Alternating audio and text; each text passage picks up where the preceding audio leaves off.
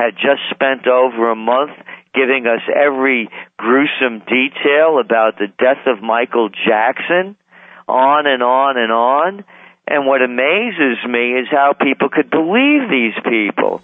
Who do you know in your circle of friends and acquaintances, if you were at a gathering, a party, whatever it might be, and someone came over to you and spent a half hour of your time babbling about what went on in Michael Jackson's life and why he's so important, and did you hear about his kids and what the father said? You'd think this person was out of their mind. You wouldn't give them a minute, and you'd say to your friend, who invited this moron?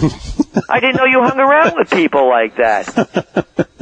And here they are the august media. It's absolutely amazing when you see this, because there are issues out there that are concerned to Americans, what's happening to their paychecks, their jobs, what's happening about the future as they look at the amount of debt that we're taking on.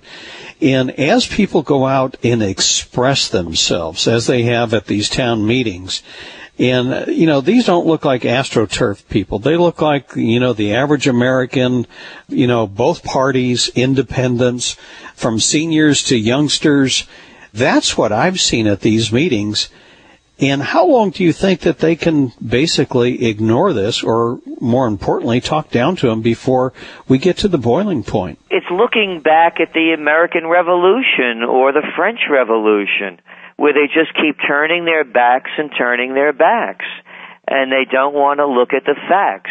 As you well point out, the White House and the media have labeled the protesters as conservative fringe elements or players in staged events organized by, Republican operatives or Fox News and conservative talk show hosts.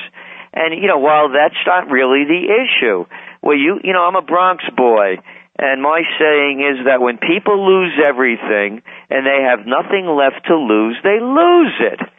And as I mentioned, what's different about this than the other protests back in the 60s and 70s is that now these are adults. These aren't baby boomers. These aren't babies. You were mentioning about that Denny Hoyer, the YouTube piece, whereby the people started complaining. And the guy said, I'm a Democrat, with Denny Hoyer talking, my friends, and the guy said, I'm not your friend. I mean, they can't get away with this stuff. You see, what's happened is that when they had the TARP program being shoved down our throat and the stimulus programs being shoved at us, the people had nowhere to protest. They would write emails and petitions, or they'd call and they'd get some low-level political operative on the other end of the phone, know nothing or do nothing. They couldn't go anywhere to do this. But now, when the representatives are holding their meetings, now they have them cornered. And that's why they're coming out in force like this. This is just the beginning. The Second American Revolution has begun. When the history of the future is written, I guarantee you, they will miss these dates. There'll be another event later on when they'll finally say, aha, it started. Just as the same people that can't see this coming are the same people that didn't see our financial crisis coming. And by the way, we're not Monday morning quarterbacks and calling these tax protests and tea parties and revolts. As you well know, we had been writing about this when Bush was president, that they were going to happen because we saw the financial collapse coming, and this was only an outgrowth of it. Do you think that maybe part of the problem, Gerald, is if you hang around with the same group of people, let's say there's a common bond between you, I don't know, you hang out at the same country club, you play golf, or in the case of the media, you all go to the same parties, your kids go to the same schools. Is part of the problem that these people are so isolated, they're so different, that they talk among themselves, that they don't get out in the real world and talk to other people? Do you think it's isolation? It's more than just isolation, it's privilege.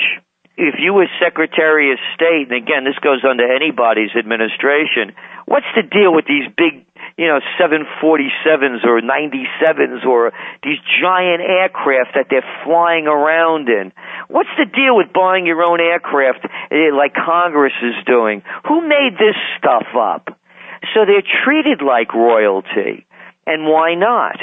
They don't have to work a day in their lives, and they have their little serfs and slaves. Their aides and staff. Jim, the worst job I ever had in my life was when I was an assistant to the Secretary of the New York State Senate. And I'd be hanging around the back of the chamber. I was recently out of graduate school, involved in Westchester, New York politics, and they were grooming me up there. And I'd be hanging out in the back of the chamber, and all of a sudden, chit-chatting with my buddy, as young guys do, and a senator would walk in, and my friend would leave me to go follow the senator like a little puppy dog, and then pull out the chair for him to help him sit down.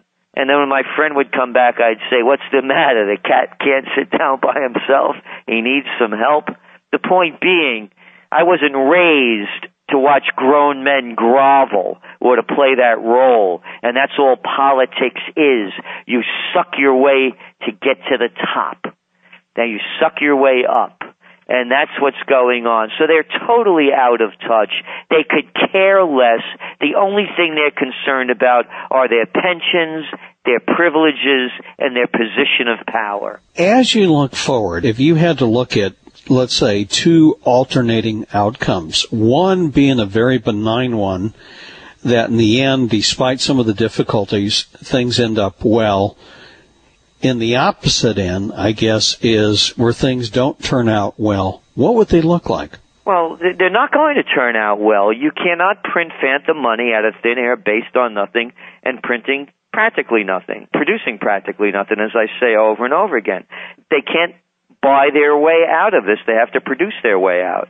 Without a productive capacity, it turns into, we're seeing it already. Look at the crime rates in Chicago, Obama's hometown, of all places. Look what's going on across the country. We wrote about 10 cities and ghost malls in 2012. They're popping up everywhere. You talked about the Wall Street Journal. How about that 10 cities story that they had in there recently? And on and on and on. The people have nowhere to go. The homeless they're being made out to be criminals now. No, there's no way out of this unless we have a productive capacity and unless we have a product of proprietary means that we could export worldwide. All right. Well, Gerald, always interesting to speak with you. If our listeners would like to find out more about the Trends Journal and your forecasting trends, tell them how they could do so. They could reach us at trendsresearch.com, trendsresearch.com. All right, Gerald. Well, listen, once again, thanks for joining us on the program. Have a great summer, and please come back and talk to us again. Hey, anytime. Thank you for having me, Jim. Always an honor to be on your show. Thank you.